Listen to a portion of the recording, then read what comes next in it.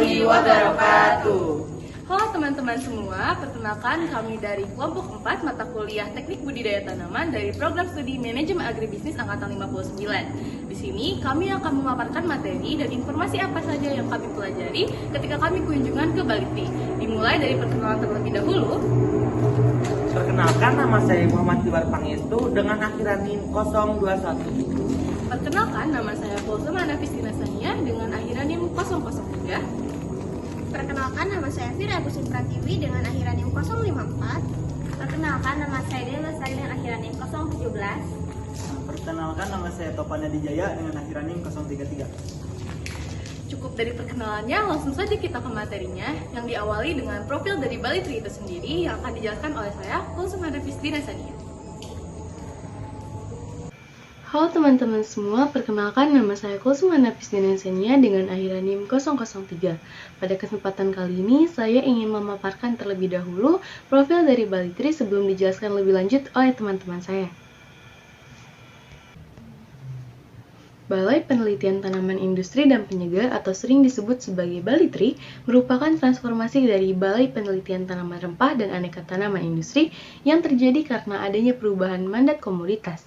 Balai ini terletak di Jalan Raya Pakuwon, kilometer 2 Parung Kuda, tepatnya di Sukabumi, dan dibentuk berdasarkan SK Menteri Pertanian nomor 65, tepatnya pada tanggal 12 Oktober 2011, yang memiliki mandat pelaksanaan penelitian tanaman industri dan penyegar antara lain karet, kopi, kakao, teh, macadamia, melinjo, tamarin, kola, iles-iles, dan kemiri sayur. Bali Tree juga memiliki tugas dalam melaksanakan penelitian tanaman industri dan penyegar.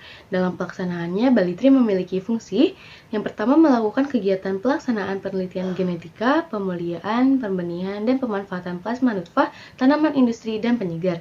Yang kedua, menyelenggarakan pelaksanaan penelitian morfologi, ekofisiologi, entomologi, dan fitopatologi tanaman industri dan penyegar. Yang ketiga, pelaksanaan penelitian komponen teknologi sistem dan usaha agribisnis tanaman industri dan penyegar. Kemudian melaksanakan penelitian penanganan hasil tanaman industri dan penyegar, memberikan pelayanan teknis penelitian tanaman industri dan penyegar, serta menyiapkan kerjasama, informasi, dokumentasi, serta penyebarluasan dan pendayagunaan hasil penelitian tanaman industri dan penyegar. Bali Tree sendiri memiliki berbagai sarana penelitian yang berupa pertama kebun percobaan yang di Pakuwon dengan luas 154,6 hektar, yang kedua Cahaya Negeri 30 hektar, Gunung Putri, dan 5 hektar. Laboratoriumnya juga terbagi menjadi laboratorium terpadu, molekuler dan kultur jaringan, tanah dan tanaman, proteksi tanaman, dan bioindustri. Untuk perpustakaannya, koleksinya dipaparkan dengan berbagai media seperti jurnal, buku, laporan kegiatan di balai, dan sebagainya, dan juga berbentuk digital maupun daring. Penggunaannya memanfaatkan layanan penelusuran informasi, terkomputerisasi, dan mengakses artikel lengkap, baik secara offline maupun online. Layanan perpustakaannya meliputi keanggotaan yang bersifat tertutup, namun menyediakan layanan fotokopi untuk koleksi tercetak, OPAC atau Open Access Catalog, dan juga terakhir berupa internet dan fotokopi. Cukup sekian profil Bali Tree yang dapat saya sampaikan dan berikan kepada kalian semua. Selanjutnya, untuk pembahasan yang lebih detail lagi, akan saya serahkan kepada teman-teman saya. Nah, selanjutnya teknik penyadapan karet. Pohon karet yang sudah dewasa dan siap untuk disadap adalah pohon yang berumur 4,5 sampai 6 tahun. Dengan ukuran lingkaran mencapai 45 cm dan diukur pada bagian 100 cm di atas penyatuan okulasi.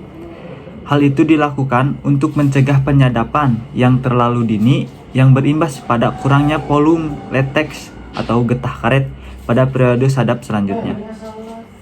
Waktu yang baik untuk melakukan penyadapan adalah saat kondisi tugor masih tinggi, yaitu pada pagi hari, tepatnya pukul 5.45. Sesuai dengan waktu daerah masing-masing ya. Penelitian menunjukkan bahwa penyadapan pada waktu itu mengeluarkan latex yang lebih banyak dibandingkan dengan waktu penyadapan yang lain.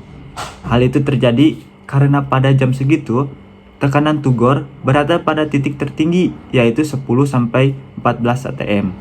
Tekanannya menurun seiring bertambahnya waktu. Untuk cara penyadapannya, adalah mengiris kulit pohon karet sampai batas kambium. Apa itu? Batas antara kulit karet dengan kayu atau film. Dari bagian kiri dari bagian kiri ke bawah kanan membentuk jalur aliran di teks dengan kemiringan sekitar 30 derajat. Penyadapan tidak dilakukan secara vertikal dari atas ke bawah. Cara vertikal hanya akan menghasilkan teks yang sedikit karena jalur irisan yang lebih pendek. Panjangnya lintasan irisan di teks juga hanya setengah. Nah, tidak mengitari keseluruhan lingkaran. Nah, cukup sekian dari saya. Dalam melakukan budidaya kopi, salah satu yang perlu diperhatikan adalah pembibitan kopi. Adapun cara-cara untuk pembibitan kopi yang baik, yaitu pertama, dengan penggunaan varietas unggul. Benih yang diperbanyak merupakan benih unggul yang sudah dilepas dan ditetapkan melalui keputusan Menteri Pertanian. Jadi benihnya yaitu ada benih kopi Arabica dengan varietas Sigarat Utang, Robusta, dan Liberica. Yang pertama yaitu ada penyiapan tempat persemaian. Biasanya lokasi persemaian tempatnya relatif datar, drainasenya baik, dekat dengan pembenihan dan bebas dari nematoda parasit atau cendawan kopi. Selanjutnya, pembuatan bendengan yang nantinya diberi atap atau naungan. Lalu, tanah dalam bendengan dicangkul sedalam 30 cm, kemudian diisi tanah yang sudah disaring.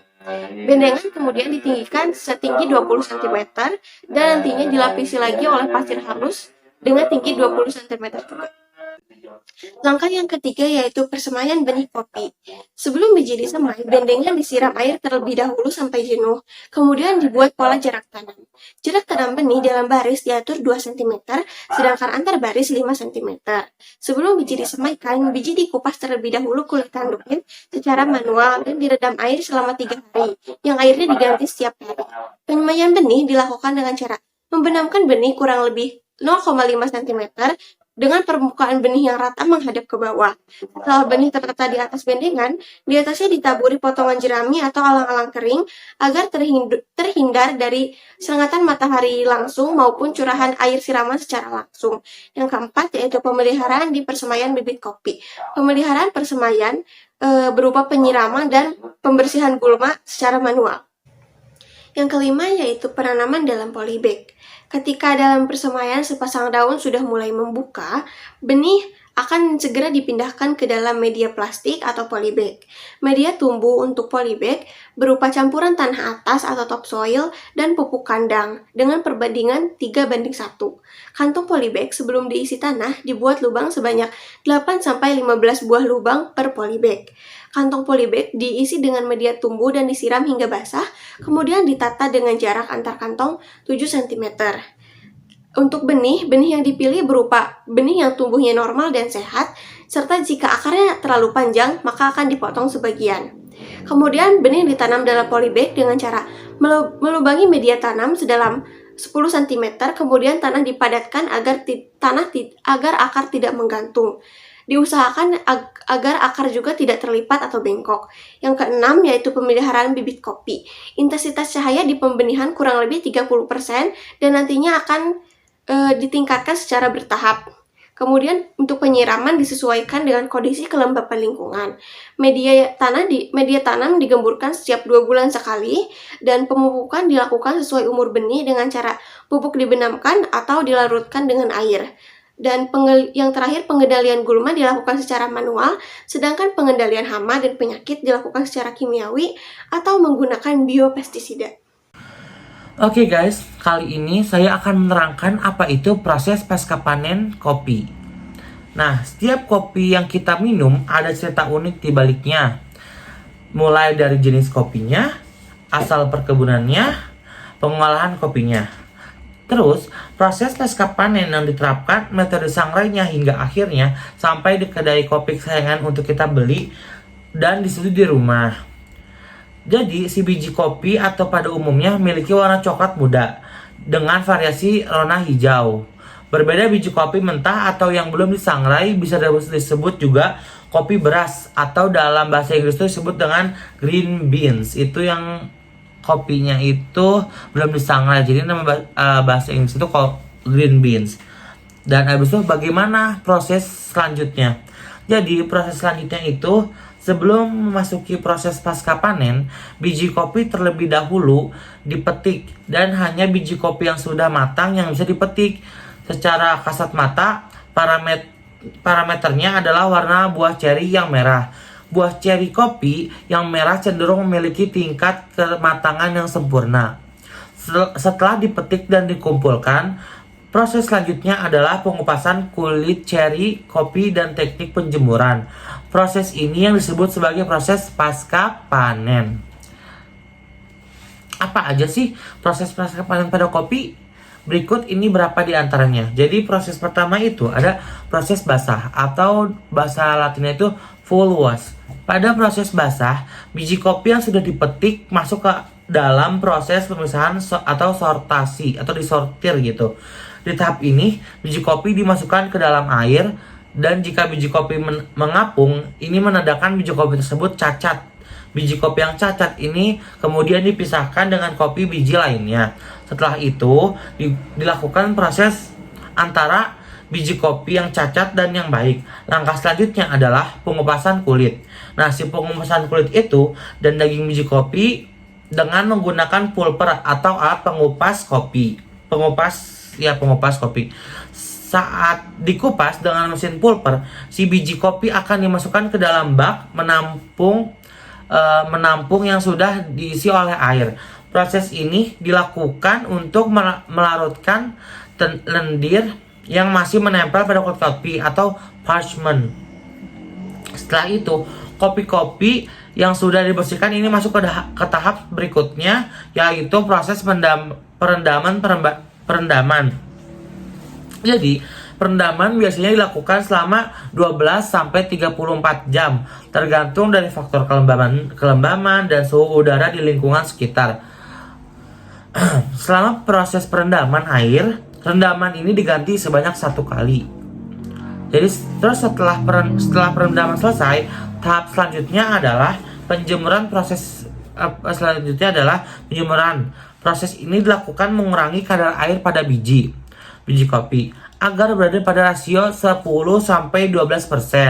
Setelah kering, biji kopi disimpan terlebih dahulu untuk diistirahatkan atau di resting. Jadi kalau resting tuh ibaratnya diistirahatkan, kayak didiemin gitulah. Dimana pada tahap ini biji kopi dimasukkan ke dalam huller untuk melepaskan kulit atau parchment, disebut juga pargamino.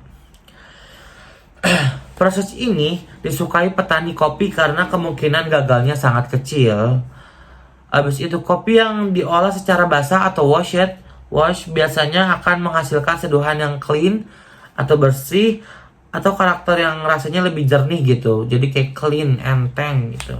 Umumnya yang menggunakan proses ini memiliki aroma yang lebih kuat atau body ringan, aftertaste lebih berkesan dan acidity lebih tinggi. Lain halnya pada kopi Arabica. Proses basah jika dilakukan pada kopi Arabica justru menurunkan kadar body kopinya menjadi lebih datar atau mute dan mellow. Jadi kayak santai gitu. Metode ini biasanya digunakan untuk menghasilkan kopi robusta, habis itu yang lebih ringan atau yang lebih dikenal dengan istilah smooth robusta. Terus selanjutnya itu penasaran coba kopi-kopi proses full wash. Jadi ada juga yang namanya pemasaran kopi-kopi dengan proses full wash atau giling basah. Proses ini sebenarnya hampir mirip dengan proses basah yang sudah kami tahu atau yang sudah saya jelaskan. Namun pada metode giling basah, air yang digunakan tidak terlalu banyak. Air hanya digunakan pada proses perendaman dan saat membersihkan biji kopi saja. Proses ini merupakan pada pasca panen yang khas di Indonesia, terutama di daerah Sumatera dan Toraja. Oke. Selanjutnya itu ada juga proses kering atau natural dry process. Metode pengolahan kopi yang paling sederhana dan paling organik adalah proses kering atau dry process. Proses kering ini disebut juga sebagai proses natural. Jadi karena selain simple, buah kopinya pun tetap utuh. Bayangkan seperti mengeringkan buah anggur hingga menjadi kismis. Selain itu, proses fermentasinya juga tidak dapat menggunakan air. Seperti Halnya pada proses basah giling basah atau giling basah yang sudah kami jabarkan atau sudah saya terangkan tadi. Cukup dari saya lanjutkan ke proses selanjutnya atau proses pasca panen selanjutnya. Di sini saya akan membahas tentang pasca panen kakao. Penanganan pasca panen kakao ini memiliki beberapa tahapan, diantaranya yang pertama yaitu pembelahan buah dan sortasi biji. Pembelahan buah adalah suatu kegiatan mengeluarkan dan memisahkan biji kakao dari kulit buah placentanya. Bisa dilakukan secara mekanik ataupun manual. Tujuannya yaitu untuk memisahkan buah kakao yang sehat dengan buah kakao yang rusak. Yang kedua yaitu ada fermentasi kakao. Fermentasi kakao ini merupakan salah satu proses untuk mendapatkan biji dan memiliki aroma yang baik serta cita rasa yang baik pula. Untuk tujuannya yaitu untuk memudahkan melepaskan zat lendir dari permukaan biji kulit. Nah, yang ketiga yaitu ada perendaman dan pencucian dilaksanakan setelah proses fermentasi, berguna untuk mengurangi pulp yang melekat pada biji. Tujuannya yaitu untuk menghentikan fermentasi dan perbaikan kenapakan biji. Nah, yang ketiga itu ada pengeringan dan penjemuran atau menggunakan mesin atau kombinasi. Yang terakhir yaitu ada pengudangan, merupakan tahap terakhir agar biji kakao dapat dijaga kualitasnya sebelum masuk ke konsumen. Nah, selain itu di Baitri ini sendiri mereka sudah membuat beberapa produk untuk dijual, yaitu seperti ada produk coklat bioindustri yang memiliki 3 varian rasa, yaitu ada coklat hitam, coklat susu, dan bubuk coklat. Masing-masing dari produk ini memiliki perbedaan dan manfaat tersendiri. Cukup sekian informasi yang dapat kami sampaikan. Semoga bermanfaat bagi para penonton sekalian. Mohon maaf apabila ada kesalahan, baik dari kata maupun ucapan yang kurang berkenan di hati para penonton. Kami, kelompok 4, mengucapkan terima kasih. Wassalamualaikum warahmatullahi wabarakatuh.